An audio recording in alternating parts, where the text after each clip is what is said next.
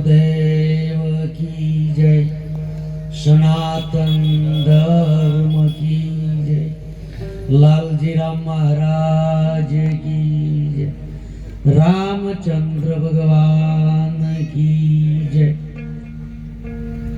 આગળ મહાપુરુષે વાત કરી છતાં પણ જયનો અવાજ નહીં આવ્યો।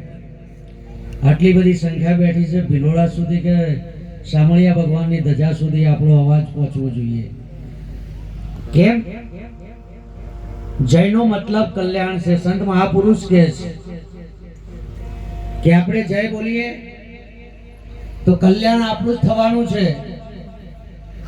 અને જય બોલવાથી આપણું મુખ પવિત્ર બને છે।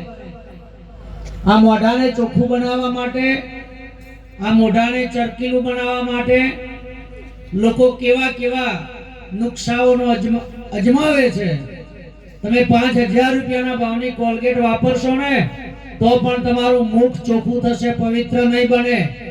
મુખ પવિત્ર બનાવવા માટે ફક્ત ને ફક્ત એક રામનું નામ છે, અને એ નામ લેવાઈ જાય। અને આપણે ક્યાં બેઠા છીએ આજે? તમે જુઓ મહાપુરુષના ખોળામાં, અને આ જે ખોળામાં બેઠા છીએ, જે ભૂમિમાં બેઠા છીએ, જે તીર્થ છે, તીર્થનું વર્ણન કૃષ્ણ ભગવાન સ્વમુખે ગીતામાં કરે છે। અર્જુનને જ્યારે ગીતા સમજાવીને ત્યારે વાત કરી કે અનન્ય ક્ષેત્રે કુતમ પાપમ તીર્થ ક્ષેત્રે વિનશ્યતિ, તીર્થ ક્ષેત્રે કુતમ પાપમ વજ્રલેપો ભવિષ્યતિ। અર્જુન, તું કોઈ પણ જગ્યાએથી, કોઈ પણ જન્મથી જો કર્મ કરીને આ તીર્થની અંદર આવીશ ને તો તારા બધા જ કર્મો માફ થઈ જશે। પણ આ તીર્થમાં આવ્યા પછી, લાલજી મહારાજના સાનિધ્યમાં આવ્યા પછી જો આપણાથી કોઈ કર્મ થયું તો અર્જુન, એટલું બધું વજ્ર જેટલું મજબૂત થશે કે તારે ને મારે ભોગવ્યા વગર છૂટકો થાય નહીં। અને એટલા માટે આ મહિમાઓ સંતો રાખે છે। કેમ? એમને ભજન કરવું હોય, એમની કાયાનું કલ્યાણ કરવું હોય તો કરી શકે છે, ભજન કરી શકે છે, આનંદ કરી શકે છે। પણ ના, સંતની અંદર એક ભાવ પડ્યો છે, અને એ છે પરમાર્થી ભાવ કે તરોવર સરોવર સંત જન ચોથા બરસત મેઘ, આ પરમાર્થને કારણે ચારોએ ધરી દે। તરોવર એટલે કે ઝાડ, ઝાડ એક પરમાર્થ પુરુષ છે, પણ આપણે જ્યારે એનું ફળ, ફૂલ, પાન આ બધું જરૂર પડશે તો ઝાડની જોડે લેવા જવું પડશે। તરોવર પછી સરોવર, સરોવર પણ એક પરમાર્થી પુરુષ છે, પણ જ્યારે આપણે પાણીની જરૂર પડશે ત્યારે તો લેવા જવું પડશે। સરોવર, તરોવર, સંતજન, પણ એક ભારત ભૂમિનો સંત એક એવો પરમાર્થી પુરુષ છે કે આપણે જો બેઠા છીએ તો સ્વયં ચાલીને આવે છે। આ હાલતું ચાલતું તીર્થ છે, અને આ તીર્થની અંદર જે ડૂબકી લગાવશે એને પરમાત્મા ક્યારેય પણ બોય પકડ્યા વગર રહેતો નથી।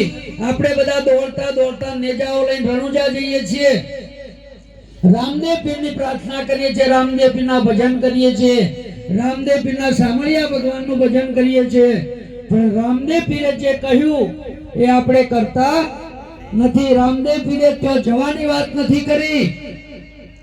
રામદેવ પીરે શું કહ્યું છે?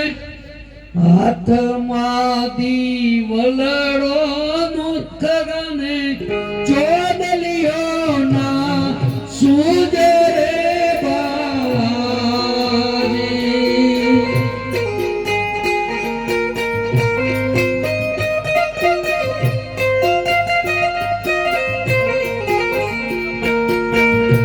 એ હાથમાં દીવલડો મુખગાને ચોદલિયો ના સૂજે રે બાવાજી।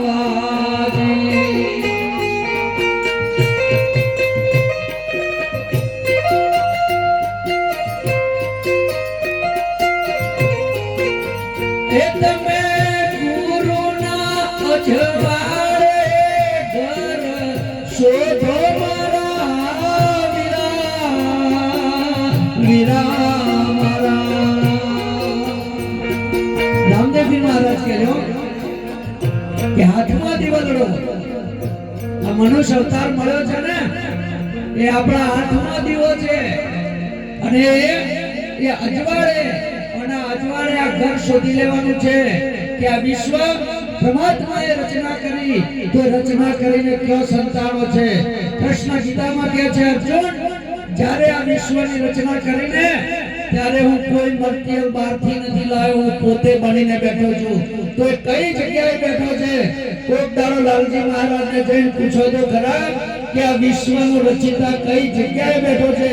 અને રામદેવ પીર મહારાજે તો વાત કરી દીધી કયો બેઠો છે. વાણીમાં જુઓ, સમાજ રૂપે મારે સાહેબ ધણી બેઠા હોજી.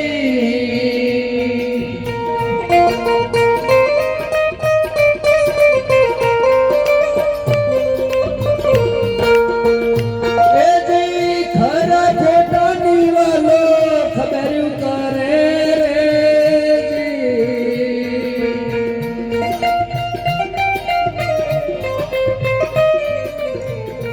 હે તુરો ના પાટવી પીર રામદેવજી બોલ્યા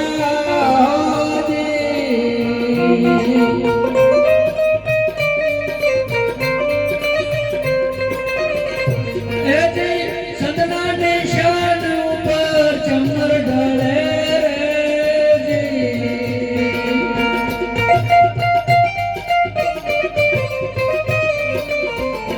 રામદેવજી મહારાજ કે જો કે દેહની અંદર એક એવો ઝરૂખો છે અને ત્યાં બેઠો બેઠો પરમાત્મા આ બધું નક્કી કરી રહ્યો છે.